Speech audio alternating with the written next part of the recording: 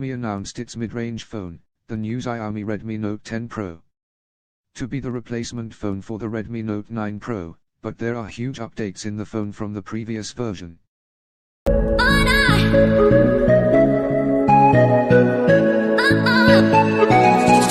It will make the mobile the best in that price category without any competition at the time of writing this report. In this article, we will show the advantages and disadvantages of the kit, is it worth buying or not, and what are its closest competitors.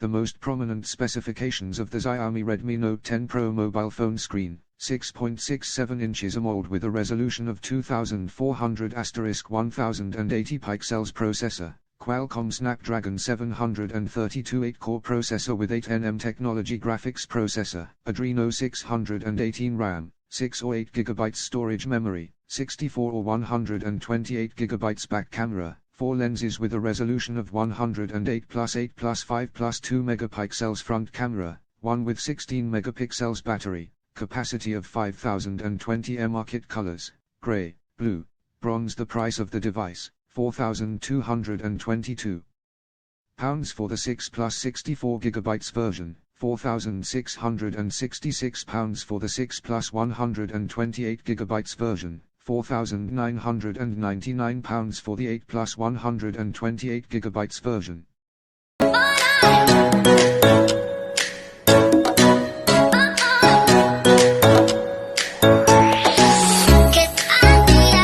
Xiaomi Redmi Note 10 Pro features it comes with more excellent materials in that category, so the back of the phone is made of scratch-resistant glass, and the frame is made of hard-to-break plastic. It comes with standard IP53 splash-proof light drops. Fawn colors come in a gradient from top to bottom, and it comes in 3 colors: gray, blue, and bronze.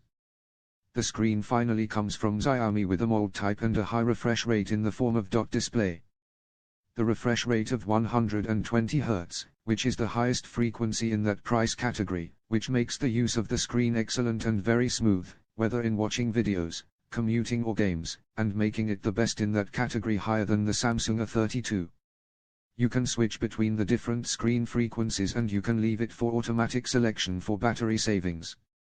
The screen brightness is more than excellent, reaching 450 nits and a maximum screen brightness of 1200 nits, so its use under sunlight will be more than excellent and the contents of the screen will be clear.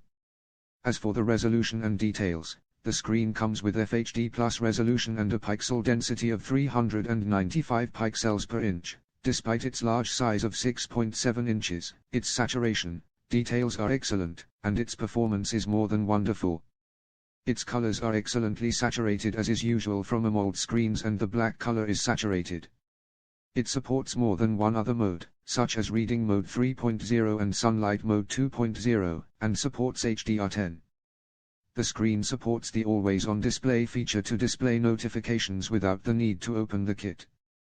The screen is backed by a protection layer of the Corning Gorilla Glass version 5 in addition to the plastic adhesive on the screen that was previously placed.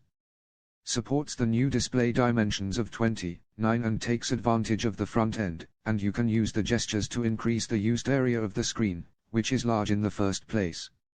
Xiaomi still offers the phone's fingerprint in the first power button, which offers amazing performance as it is very fast and accurate and did not differ much from the Redmi Note 9 Pro or the Poco X3 phone. It also supports the face print, which does not differ much from the fingerprint in its speed, at almost the same speed, and works through the front camera, so it is not very safe.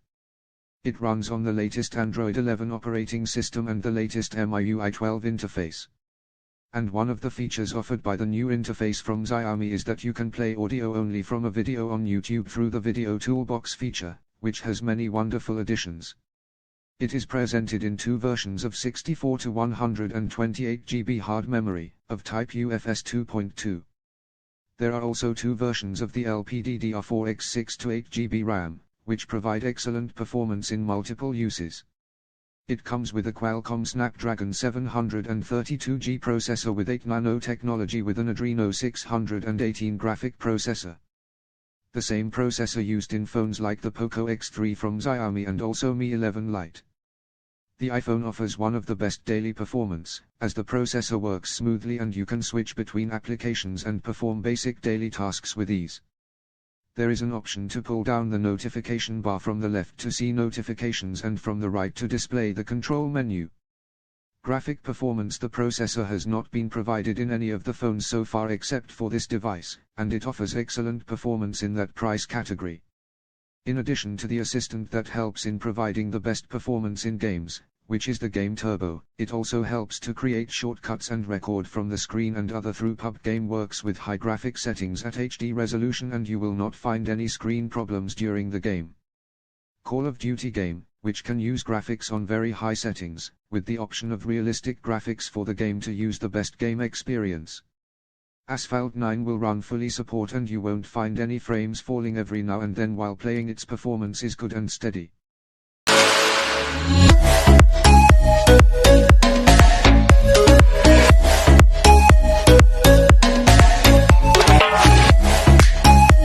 Disadvantages of Xiaomi Redmi Note 10 Pro: plastic phone frame is not the best as it easily changes color with long use. The company did not disclose any layer of protection on the back glass, so we recommend using a case to protect the kit from breakage, unlike the previous Note 9 Pro that had a Corning Gorilla Glass 5th edition protection layer. The weight of the mobile phone, as usual, is bad for continuous use. It is true that it is less weighty than the previous version, as it weighs 193 grams, and the thickness is also less, 8.1 mm, and all this makes the phone in use cumbersome for some users. The device's cameras are still very prominent. This defect must be taken into account. There are a lot of auto-installed apps that you might not like, but you can easily delete them. The earphones were not included in the box. The camera for wide-angle photography is only 118 degrees and it is the lowest wide-angle shooting so far. The zoom in the cameras is somewhat modest. It does not support a telephoto lens, but it cuts out the images from the primary camera, which reduces the amount of detail in the images. The cameras for wide photography in poor lighting are bad, as the images are very dark, and the details are poor. In addition to that, they do not support the night mode. The front-facing camera is only 16 megapixels, which is a very low resolution in this price category. The front camera performs well in strong lights, and in poor lighting, it is bad because it comes with an f/2.5 lens, which is very small and the camera does not get enough light. It does not support slow motion video.